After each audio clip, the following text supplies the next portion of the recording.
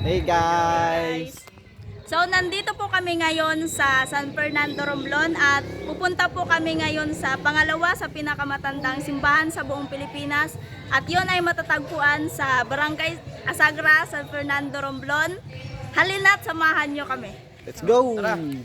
Dito nga pala kami ngayon sa Barangay Asagra sa San Fernando, Romblon at pupuntahan po namin ang 17th century chapel ng Asagra.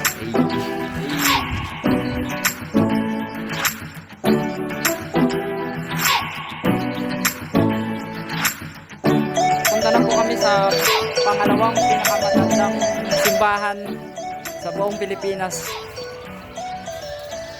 Hey guys! Kami nga pala ang group 2. Hey.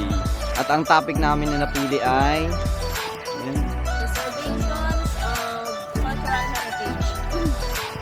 nandito pala nga kami ngayon sa Asagra, sa simbahan. Papasok na po kami sa simbahan ng Asagra.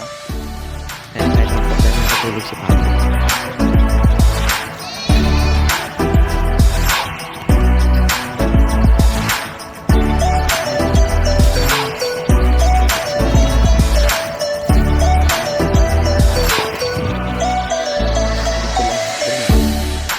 Ang 7th century Asagra Chapel ay ginawa ng mga Augustinians during the early days of the Spanish colonial period.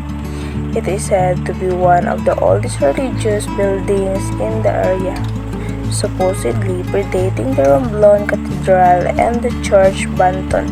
Some claim that the Asagra Chapel is only slightly younger than Cebu Sitio Niño Church, which dates back to 1565.